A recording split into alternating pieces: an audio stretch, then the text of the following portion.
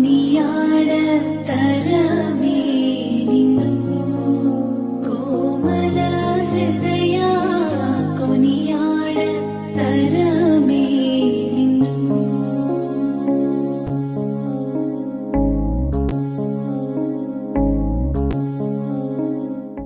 పితా పుత్ర పవిత్రాత్మ నామంన ఆమెన్. ఈ అక్టోబర్ నెల జపమాలకు అంకితమైన నెల. ఈ నెల అంతా జపమాలను, దాని చరిత్రను మరియు లో మనం చెప్పేటువంటి లేకపోతే మనం చేసే ప్రార్థనలు, అదేవిధంగా దాంట్లో మనం ధ్యానించుకునే యేసు ప్రభు జీవితానికి సంబంధించిన 20 విషయాలను కూడుకొని ఒక సిరీస్గా ప్రతి అంశంపై ఒక షార్ట్ వీడియోతో ఒక చిన్న వీడియోగా చేసుకుంటూ మీ ముందుకు రావాలని ఆశిస్తున్నాను. అందులో ఈరోజు అక్టోబర్ 1న మొదటి వీడియో ఇది. మొదటగా ఈరోజు జపమాల అనగా ఏమిటో తెలుసుకుందాం.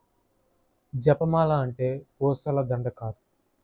జపమాల అంటే మరియ తల్లిని ప్రార్థించడము లేకపోతే మరియ తల్లిని ఆరాధించడము కాదు. జపమాల అంటే ప్రార్థించడం, ధ్యానించడం, అదేవిధంగా ఆధ్యాత్మికమైన ఆయుధముగా దాన్ని చూస్తారు కథోలికులు. ప్రార్థన. ఏం ప్రార్థనలు? జపమాలలో తరచుగా మనం ఏం ప్రార్థనలు చేస్తాం? జపమాలలో మనం ముఖ్యంగా జపించుకునేవి ఒక పరలోక జపం, ఒక 10 మంగళవార్త జపాలు, త్రిత్వైక స్తోత్రం ఒకటి.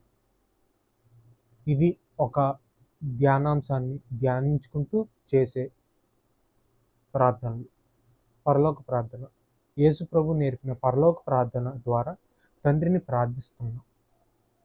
మరియ తల్లి ఎలిజబెత్ అమ్మల చేసినటువంటి స్తుతి ప్రార్థన అయినటువంటి మంగళవార్త ప్రార్థన ద్వారా తండ్రిని మహిమపరుస్తున్నాం.